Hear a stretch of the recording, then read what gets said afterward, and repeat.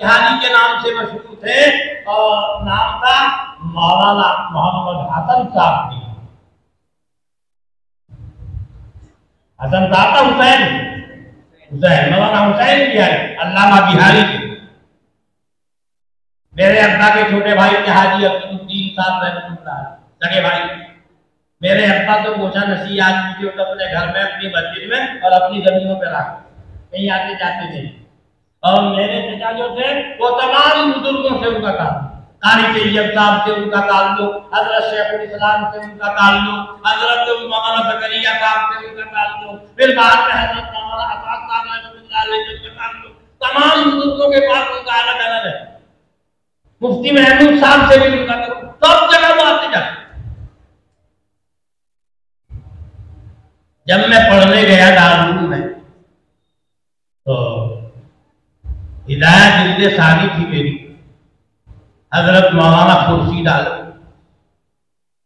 वो एक बात तो थोड़ी समझने में मुझे याद नहीं रही क्या फरमाया था उस्ताद ने, और मैं नया नया पहुंचा था जब मेरा दाखिला हुआ। मैं उनके पास पहुंच गया मगरिब बाद मौलाना बिहारी साहब के पास। मैं उनके मिजाज से वाकिफ नहीं। अब उन्होंने अपनी इस्तिदा में जैसे वो बोल को ऐसे बोला, ऐसे ही वो बोला करते। मैं वहां से डर के भाग गया। 2-3 दिन के बाद मेरे चचा वहां पहुंचे, उनके पास भी थे। उनसे कहने लगे भाई चौधरी तेरा भतीजा या कोई बच्चा यहाँ पढ़ रहा है क्या? कि नहीं बच्चा नहीं भतीजा है। कि शक्ल देख के तेरे जैसे मालूम हो रहा था, मैं समझ रहा था शायद वही है। वो मेरे पास किताब लेके आया, मैं अपने अंदाज में बोला, वो डर के भाग गया। यहाँ से पूछने आया, उससे पूछना और अगर वही आया हो उसको कह देना कि पूछ लिया। तो मेरे चचा मेरे पास आए, कहने लगे अरे मुल्ला बिहारी के पास गया था। मैं कहा क्या हुआ? मैंने कहा हजरत एक बात पूछ ली। उन्होंने कहा मैंने कहा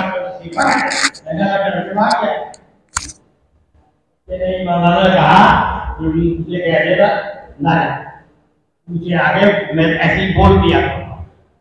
फिर मैं दोबारा गया, फिर उन्होंने ऐसी कहा कि मैं नहीं भागा। अरे अजीब लगा ये। अच्छा ठीक है, मैंने एक लफ्ज पढ़ा और उन्होंने किताब नहीं दी। क्या मतलब?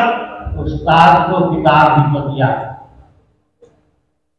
किताब मेरे हाथ में है, मैंने क्या किताब लगा अपने पास, क्या है मतलब? वो बता दिए, मतलब पट कभी बता दिए, समझ में आ गया? हाँ जवाब समझ नहीं। अब तो मैं समझ गया ये तो ऐसे ही बोलते हैं। खैर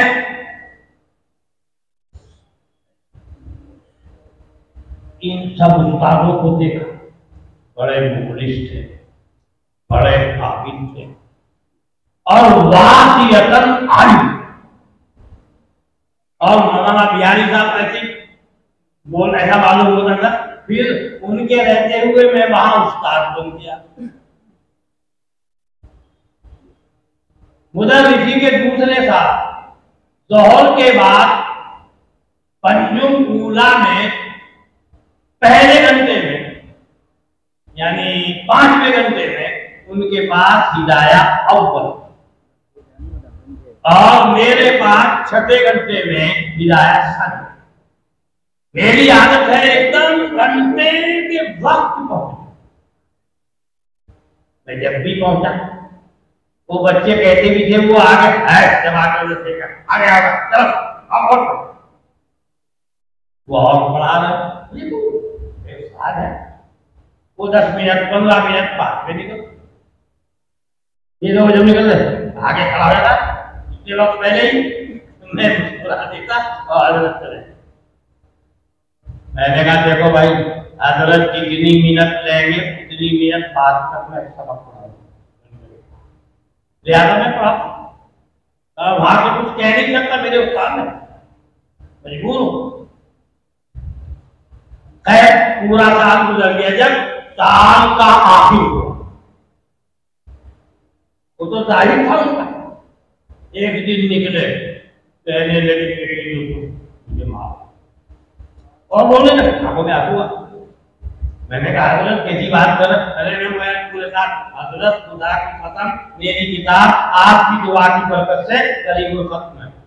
मुझे तो खुशी होती थी जब आप मेरा वक्त, मैं जानता हूँ इसीलिए आप ले रहे थे, मैं आपका काबिल हूँ, ये मुझे मालूम है, मेरे अलावा कोई और होता मगर बिल्कुल नहीं, एक मिनट भी बता बात बताए तो किसी ने एक मिनट भी कर दी, मैंने कहा अल्लाह की बात है अपने मन में पढ़ाओ, मैं किसी की बता दूँ, मगर मेरा उस्ताद तो उस्ताद है भाई, उस्ताद को वाजिबुल एहतराम है। बहुत लोग ऐसे भटकाने बैठे, बहुत मुखलिस था। अब जब हम अपने आप को देखते हैं, अपने ऊपर निगाह डालते हैं भाई, खुदा की कसम मुझे शर्म आती है, ना उस्तादों जैसा इखलास मेरे अंदर, ना उस्तादों जैसी काबिलियत मेरे अंदर, ना मेरे उस्तादों जैसा इल्म मेरे। वो कितने बड़े आलिम, कितने बड़े मुहक्किक थे, कितने मुखलिस थे और कितने बड़े मौजूद, और उनके सामने कभी सुना आपने कोई मदरसा टूट गया? क्यों भाई? हजरत मदनी के सामने, वो तमाम अकाबिर के सामने में मस्जिद टूट रही है, मदरसे टूट रहे हैं, हो रहा है क्या? इसका मतलब ये हुआ हालात में जो कुछ तब्दीली हुई, कहीं ऐसा तो नहीं कुछ हमारी कोताहियों का कत्ल। तो भाई सबसे पहले तो हमें अपने आप को बदलना होगा, अपने हालात की इस्लाह करनी पड़ेगी। हम लोगों के पास इल्म भी आ जाए, अमल भी आ जाए। अब तो मसला बताने वाले भी बहुत कम लोग, मौलवी की डिग्री उसके पास, मुफ्ती की डिग्री उसके पास, पूरी दौलत उसके पास, उसे ये भी खबर नहीं है हदीस सही है या मौजूद है क्या, उसे ये खबर नहीं कि इस मसले में मुफ्ती कौन क्या है, उसे ये भी मालूम नहीं ये कहने का हक है कि नहीं। ये सब हालात देख रहा हूँ पूरब से लेकर पश्चिम तक, उत्तर से लेकर दक्षिण, ये सब हाथ बनाएंगे आप। यानी मैं अपने उस्तादों को जो देखा, आज को देख रहा हूँ, जमीन और आसमान का फर्क है। अगर वो उस वक्त के लोग होते हमें कहते हैं सच्चाई, गान पे चपत लगा के मदरसों के बाहर निकाल देते हैं। ना हमारे अंदर वो इखलास, जिसे देखो अपने चक्कर में भाई, बुरा मत मानना भाई, बहुत मोहब्बत में बैठे हैं, मुस्लिम लोग बैठे हुए, ये क्या कह रहा है, जिसे देखो अपने चक्कर में। अपने चक्कर में जब आदमी होगा, मदरसा कैसे महफूज रहेगा भाई, मस्जिद कैसे महफूज रहेगी। तो पहला चीज तो था जो मदरसे वाले हैं वो ठीक होते हैं, तलबा भी ठीक हो, उस्ताद भी ठीक हो, अरबाब इंतजाम भी ठीक हो, शूरा भी ठीक हो, और अगर सब जगह जो बैठ जाए तो ये मदरसे जो हैं कल को ये भी नहीं। और तुम कह वैसे ही कह रहा हूं, वैसे ही नहीं देखोगे आप, रहेंगे नहीं, ये भी नहीं रहे। हमें अपने को बदलना। अगर हम अपनी नफ्सी के चक्कर में आ गए, ये भी खत्म हो, कितने खत्म हुए, आसाम में देखो कितने खत्म हुए, और आए दिन यही सब बातें सुनने में आती है। हमें होना होगा, मुस्लिम बनना होगा। अगर हमारे अंदर इखलास नहीं होगा तो दूसरों का कसूर नहीं, हमारे कोताही हमारी है, तकदीर हमारी, अपनी इस्लाह करने को।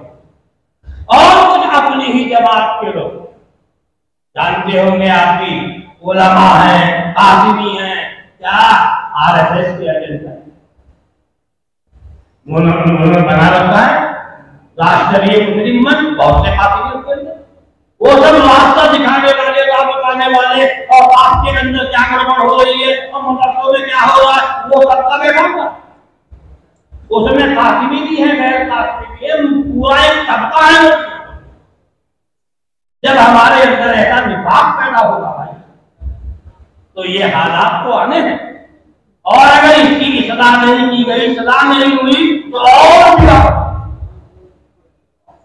और भाई हुकूमत का नंबर तो बाद में आता, ये औकाफ का मसला आजकल चल रहा है। भाई हुकूमत को रास्ता देने वाली अपनी कौम, और जितने आप देखेंगे औकाफ के मुंतजिमीन, ये तो मैंने बहुत पहले दिल्ली में एक कॉन्फ्रेंस में भी कहा था, 15 साल हो गए भाई, ये सब जो भी आ रहा है हुकूमत को गाली दे रहा है। हुकूमत उस जमाने में कांग्रेस की थी, और पार्लियामेंट का जो स्पीकर था वो बेंगलोर का क्या है, दयाल रहमान, हाँ, वो उसने भी वहां बयान किया। उसका बयान मुझे बहुत अच्छा बयान किया। बाकी जो लोग आ रहे थे हुकूमत की गाली, हुकूमत की गाली, हमने हमारा ये कर दिया, हमारा ये कर दिया, वो मेरा भी नाम आ गया। मैंने कहा भाई मुझे बेवकूफ आदमी को यहाँ खड़ा कर दिया गया कुछ कहने के लिए। अब दो सूरतें हैं, अगर मैं सही कहूंगा आप सब लोगों को तकलीफ होगी, और गलत कहूंगा तो अल्लाह ताला नाराज हो जाएगा। मैं फंस गया, मैं क्या। मैंने कहा भाई जितने लोग आ रहे सब हुकूमत को गाली दे रहे, अपने गिरेबान में जाओ। वो एक तबका बैठा था वहां, ये है आपके औकात के जिम्मेदार, किसी के चेहरे पे दाढ़ी नहीं, नमाज ये नहीं पढ़ते, रोजे ये नहीं रखते, कोई दीनी काम ये नहीं करते, हराम का ये खाना है, मस्जिदें ये बेच रहे हैं, कब्रिस्तान ये बेच रहे हैं, 1 करोड़ रुपए दे करके 100 साल के पट्टे पे और आपकी जमीन इन्होंने ले रखी है। सबके पेट देख लो इतने मोटे हैं, ऐसे मालूम हो रहा है जैसे 8 महीने की हवा, उससे कम का कोई नहीं है। क्या बात है, क्या खा रहे भाई, खाना खा रहे, सब्जी खा रहे, रोटी खा रहे, रोटी तो हम भी खा रहे हैं, हमारे पेट क्यों मोटे नहीं हो रहे। ये मैंने कहा इनके पेट सही करो, इन्हें हटाओ। और मैं बहुत गलत बोल रहा हूं, मैं जानता हूं सबको तकलीफ हो रही होगी, मगर मैं किसी से डरता तो हूं, अल्लाह से तो डरता हूं। अल्लाह नाराज हो गया कहीं अपील नहीं, और ये नाराज हो गए मेरा काम करना, मगर मैं सही हूं। तो आपके और आपका जो मैंने जिक्र किया कहीं देख लो, जो मैंने बोला वही है। कब्रें मैंने की हुई देखी है अपनी आंखों, मस्जिदें मैंने अपनी आंखों देखी हुई देखी है, माँ बाप के कब्रिस्तान देखने वालों को जानता हूँ, और 1-1 करोड़ 1 अरब रुपए देकर 2 साल के पट्टे पर कैसे कैसे दी जाती है, उससे भी बात। अब बताओ कसूर हमारा है हुकूमत का, और हुकूमत को वो रास्ता बताने वाले ये मुसलमान अपने औकात में ऐसे कर रहे हैं, उनके दिल में भी लालच आया, उन्होंने भी औकात कर दिया। तो भाई ऐसे ही मैं कह रहा हूं, हमें भी अपने मदरसों के बारे में मुखलिस करना। अगर हम शागिर्द हो या उस्ताद, खादिम हो या मोमिन, अरबाब इंतजाम हो या दीगर खुदान, अगर खुलूस की कमी आ गई तो नौबत कहीं से कहीं तक। वो उनको तो बाद में देखना चाहता, अपने को संभाल लेंगे। मुझे उम्मीद है इंशाअल्लाह मदारिस का हम तो अल्लाह के हुक्म के पाबंद बन जाए, इंशाअल्लाह हालात सही हो जाएंगे। अल्लाह ताला भाई हमारी हिफाजत फरमाए, और हमारे मदारिस की हिफाजत फरमाए, हमारी मस्जिदों की हिफाजत फरमाए, हमारे उलमा और तलबा की हिफाजत फरमाए, और जो कोताही हमसे हो रही है अल्लाह ताला हमें उसको सही करने की तौफीक अता फरमा दे। आमीन आमीन। गुफ्तगू थोड़ी इसलिए की है तो उलमा यहाँ पर सबका नंबर आएगा। अल्लाह ताला हम सब की इस्लाह फरमाए। बहुत बहुत शुक्रिया दोस्तों, आपने फुल वॉच पूरा वीडियोस देखा, और वीडियोस आपको पसंद आया होगा। पसंद आ जाए तो अपने दोस्तों में ज़रूर शेयर करें, और लाइक करें, सब्सक्राइब करें, और मेरी हौसला अफजाई फरमाएं। शुक्रिया, जज़ाकल्लाह। अल्लाह तबारक व तआला आपको दोनों जहान में कामयाबी अता फरमाए, शाद व आबाद रखे। फिर मिलते हैं नेक्स्ट वीडियोज़ में, और एक अच्छी और शानदार वीडियोज़ आपके लिए लेकर हाजिर होऊंगा। तो इजाज़त दीजिए, फिर मिलते हैं दूसरी वीडियोज़ में। अस्सलामु अलैकुम व रहमतुल्लाहि व बरकातुहू।